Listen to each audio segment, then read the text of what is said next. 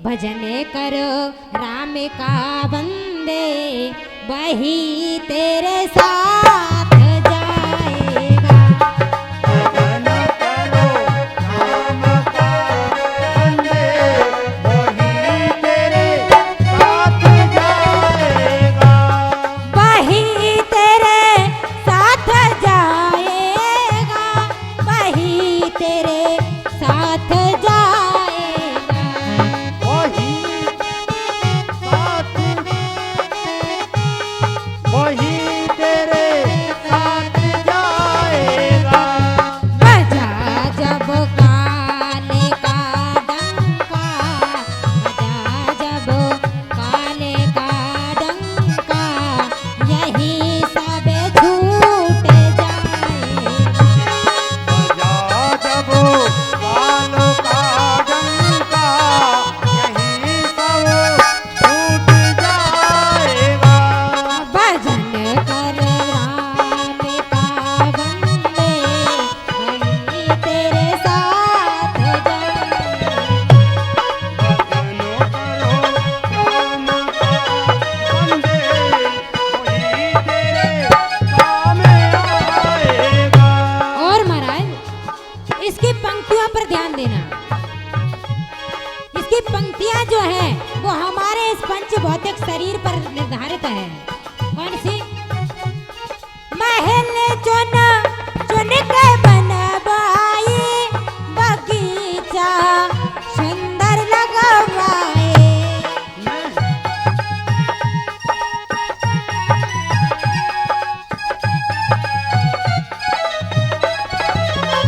ये महल चुन के बनवाए, बगीचा सुंदर लगवाए।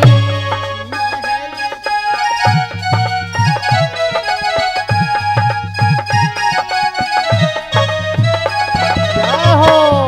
यथा सोने सतन तेरा, यथा सोने सतन तेरा, मिट्टी में समाएगा।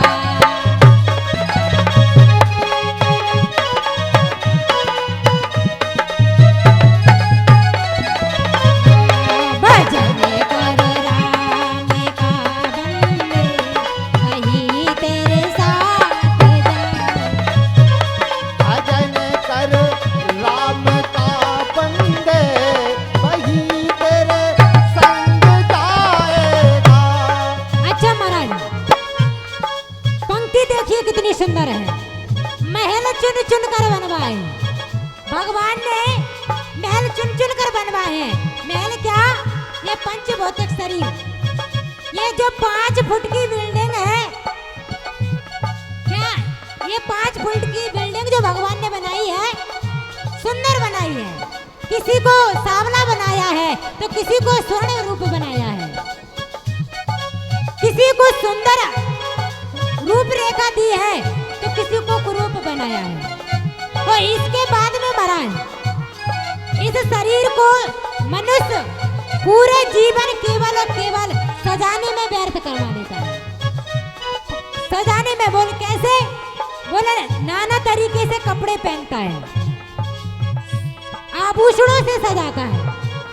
जय हो। वो अगर यही आभूषणों के बदले जितना समय आप कपड़े बदलने में, नए नए कपड़े पहनने के सोचते हैं, आभूषण बनवाने में निकाल देते हैं, अगर उतना समय अगर भगवान की भक्ति में निकाल दे तो महाराज उद्धार हो जाएगा।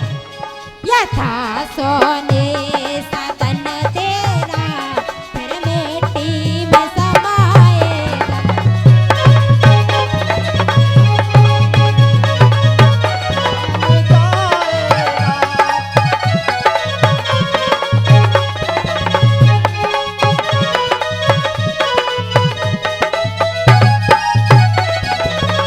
और यह कहा जाता है आप इस शरीर को कितना भी सजा लो, आखिर के क्या होगा? बोले शमशान ही जाना है। आत्मा तो निकल के चलती बनेगी परमात्मा के धाम को। ये पंच भौतिक जो आपने सजाया है वो मिट्टी में मिलेगा। कितना भी सजा लो, कितना भी पैसा लगा लो, पर आखिर कर मिट्टी में ही मिल जाना है। तो व्यर्थ है इसे सजाने का मतलब, फालतू व्यर्थ है इसका समय व्यतीत करने का।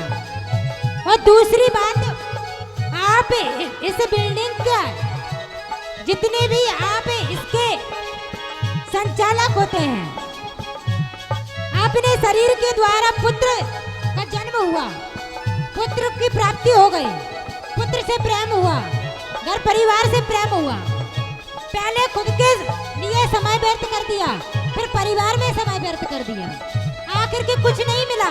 और जब अंतिम समय आया तो क्या हुआ, जब सांसें टूटने लगी, अंतिम में क्या हुआ?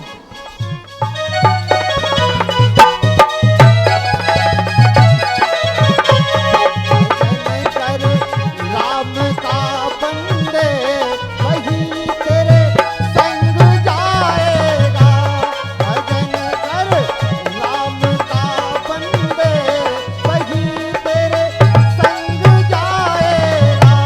अब दूसरी पंक्ति में सुनिए, बड़ी सुंदर पंक्ति है। कुटुंब जब जुर्म ले आएगा, उठा शमशान लाएगा, उठा शमशान लाएगा। कुटुंब जब जुर्म ले आएगा, उठा शमशान लाएगा।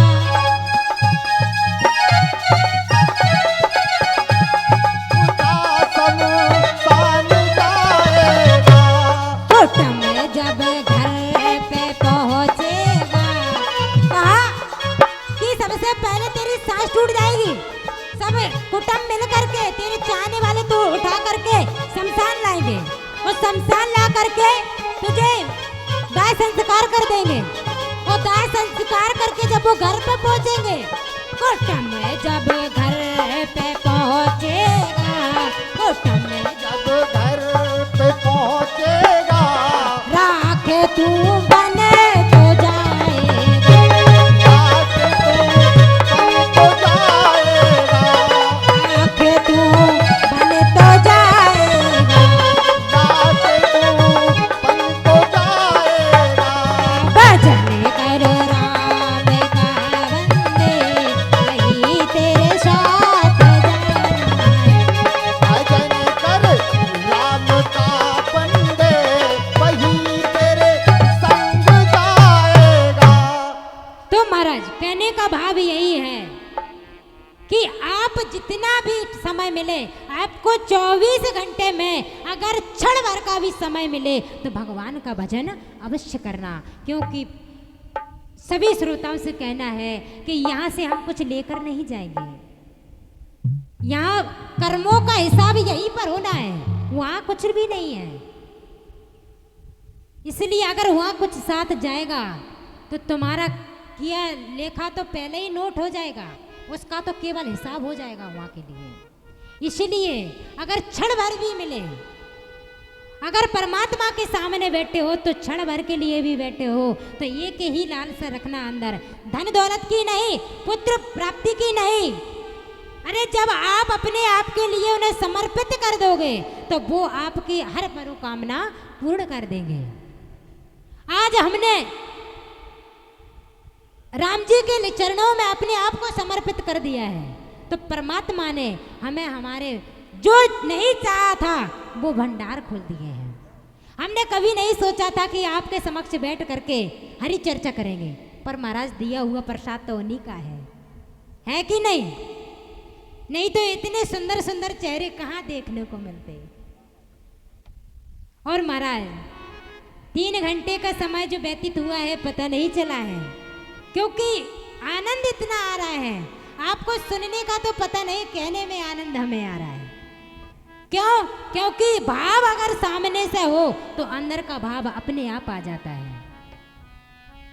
इसलिए गोस्वामी तुलसीदास जी महाराज कहते हैं कि बड़ी सुंदर कथा गोस्वामी तुलसीदास जी ने वर्णन की, और यहाँ पर जब देवी देवता को अनुशासन दिया कि मैं ऐसे ऐसे जा करके अवतार लूंगा, तुम निसंदेह हो जाओ, तुम संदेह मत करो, बेफिक्र हो जाओ, घबराओ नहीं, मैं अपने अंशों के सहित अवतार लूंगा।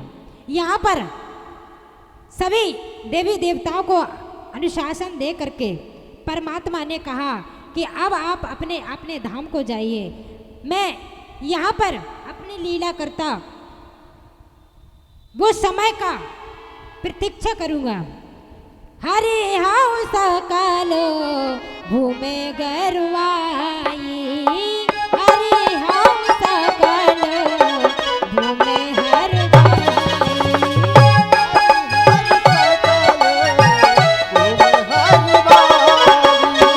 निर्भय हो देव समझाओ,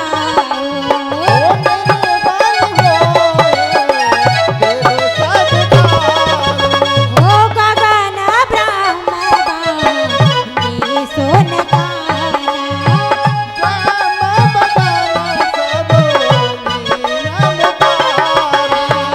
तुरंत फिरे सुर हृदय जुड़ाना।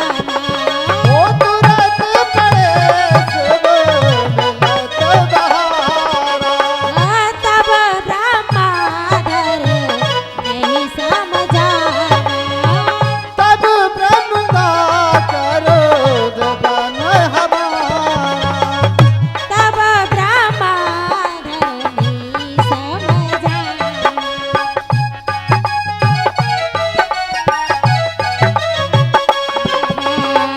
ओ बाए बाए भरोसे जिया,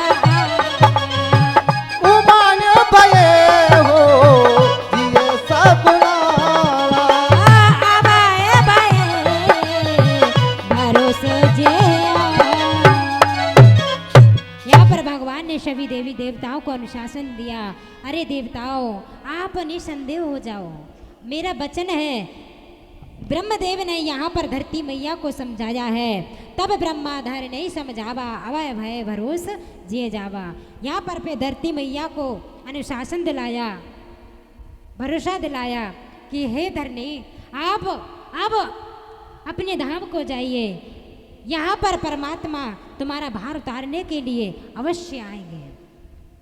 यहाँ पर सभी देव निज लोक व्रंच गे देवन अहे शिखाय, बानर तन धर धर महे हर पद से वही जाए।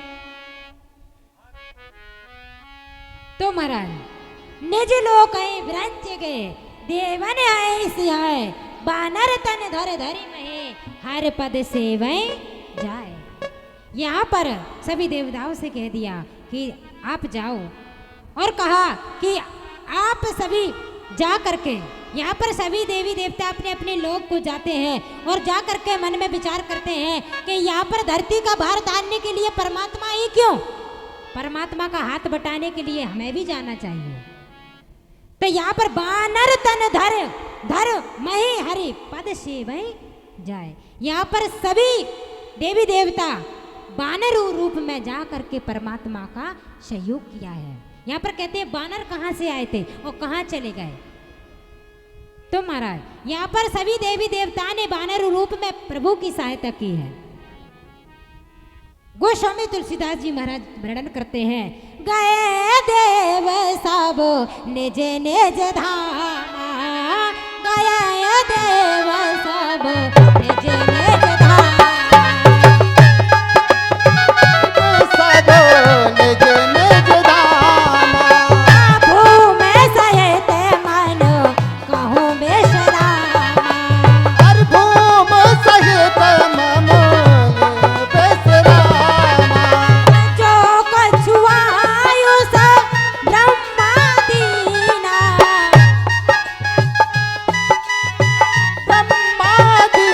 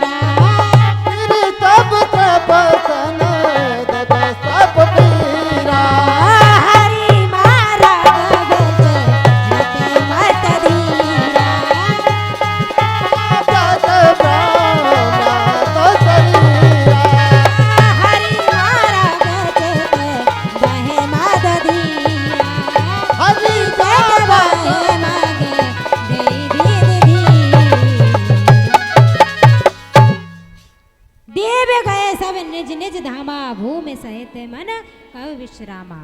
यहाँ पर सभी देवता अपने अपने धाम को चले गए। धरती मैया भी उन सभी के साथ में विश्राम की ओर चले गए। जो कछु आयु से ब्रह्मा दीना, हर से देव विलंब न कीना। जो ब्रह्मा जी ने आदेश दिया कि जाओ जा करके परमात्मा की सहायता करो, किस रूप में? बानर तन धर्म ही हरिपद सेवई जाए। बोलो जा करके परमात्मा की सेवा करो। ब्रह्मा जी के आदेश को लेकर के सभी देवी देवता अपने अपने निज धाम को चले जाते हैं। यहाँ पर धरती मैया स्वतंत्र होकर चली जाती है। बनचर दे धरि छति माही, अतुलित बल प्रताप तन पाही। गिरि तनु नख आयुध सब वीरा, हरि मारग चितवै मत धीरा। अब भगवान बैठ करके सोच रहे हैं, विचार कर रहे हैं। गिरि तरु नख आयुध सब वीरा, यहाँ पर विचार करते हैं, सोचते हैं कि क्या करें, कैसे समय निश्चित करें। और अपनी चितवन को फिरा करके, यहाँ पर अपनी चितवन को फिरा करके भगवान देखते हैं कि अब मुझे क्या करना चाहिए। गिरि कानन जय तय भरे भूरी, रह निज निज अनेक रुचिरूरी। यह सब रुचिर चरित में भाषा, अब सो सुनो जो विरंच राखा। बोले बाबा कहते हैं देवी, अभी तक तो मैंने जो कथा सुनाई है, वो अभी तक आपको जो कही है, आपने सुनी है, वो तो मन रोचक थी ही। अभी तक जो भी कथा मैंने कही है, गिरि कानन जाता है भरपूरी। कहा कि हे गिरिराज किशोरी, अभी तक मैंने जो कथा आपको श्रवण देखी है, जंगलों पर्वतों जहां जहां तक अपनी सुंदर सेना बना करके भरपूर प्रभु ने स्थापित कर दी अपने जाने से पहले ही। और अब तक मैंने बड़े सुंदर सुंदर चरित्र कहे, अब आपसे मैं बड़ा सुंदर और चरित्र कहता हूं। बोले कौन सा? बोले अब चलते हैं अवधपुरी की ओर। बोले अब मैं, अभी तक मैंने वृतांत सुनाया है, अब मैं आपसे अवधपुरी का वृतांत कहता हूं। वो कौन सी? गोस्वामी तुलसीदास जी महाराज वर्णन करते हैं। अवधपुरी रघो कोले मनिराऊ, वेद वेदते ते दशरथ नाऊ। अवधपुरी रघुकुल मणि राऊ, वेद विदित ते दशरथ नाऊ। अवधपुरी में रघुकुल मणि, रघुकुल के एक ऐसे मणिभूषण राजा हैं जिन्हें वेद पुराणों में भी जिनका गुणगान बखान हुआ है। वेद विदित ते दशरथ नाऊ, जिनका वेद पुराणों में दशरथ नाम का बखान हुआ है। धर्म धुरंधर गुण निधि ज्ञानी, हृदय भगत मति सारंग पानी। का उनका धर्म धुरंधर गुण निधि ज्ञानी, धुरंधर ज्ञानी है, धर्मात्मा है, धुरंधर ज्ञानी है, गुण निधि है, संपूर्ण गुण के निधि है और ज्ञानी भी है। तीन बातें एक ही पंक्ति में बोल दी, धर्म धुरंधर गुण निधि और ज्ञानी। बोले तीनों चारों हैं, इनमें धर्म है, धुरंधर और गुण निधि भी है और ज्ञानी भी है। बोले ये पूर्ण है, इसलिए इन्हें क्या कहा जाता है? चक्रवर्ती। हृदय भगत मति सारंग पानी। का इनका जो हृदय है वो निर्मल जल की तरह है। इनका हृदय जो है, उनके हृदय में जैसे सुंदर जल की निर्मल धारा बहती है, वैसे ही इनके हृदय में बड़ी सुंदर सारंग, जिनका हृदय इतना सुंदर पवित्र है। ऐसे राजा दशरथ का बखान करते हैं।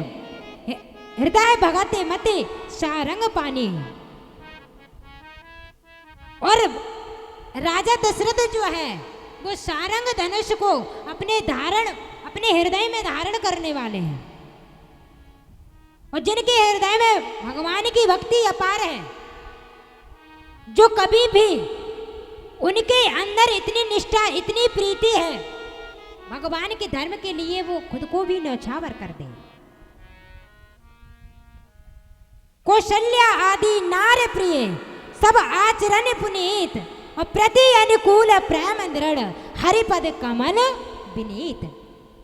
कहा वो परमात्मा के चरणों में केवल राजा दशरथ ही नहीं, उनकी जो रानियां हैं, उनकी रानियों का भी हृदय बिल्कुल कोमल है, गंगा की तरह पवित्र है। तीनों रानियों का हृदय जो है वो भी बिल्कुल गंगा की तरह पवित्र है, जो भगवान की भक्ति में हमेशा लीन रहती हैं। पति अनुकूल प्रेम दृढ़ हरि पद कमल विनीत। बोले परमात्मा की भक्ति में हमेशा लीन रहते हैं। महाराज एक बार की बात है, भोले बाबा माँ पार्वती को ये कथा श्रवण कराते हैं, और ये कथा श्रवण कराए हैं त्रेता युग में। भगवान राम का जन्म कब हुआ था महाराज? कौन कौन जानता है कि त्रेता युग में हुआ था? नानो, ठाकुर जी का जन्म कब हुआ था? भगवान कृष्ण का। युग कितने हैं?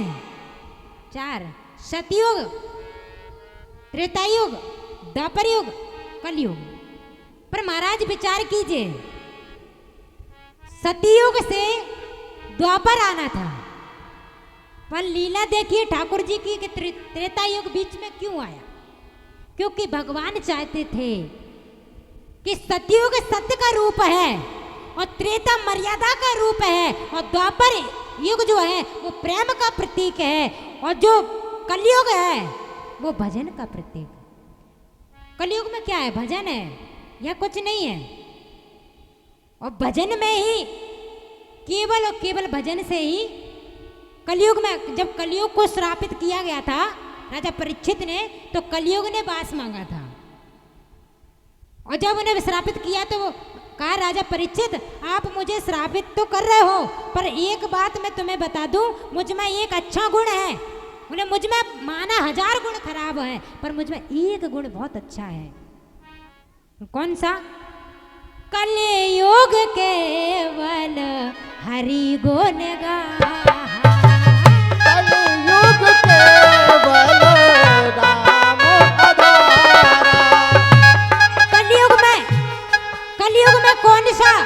कलयुग केवल हरि गुण गाहा।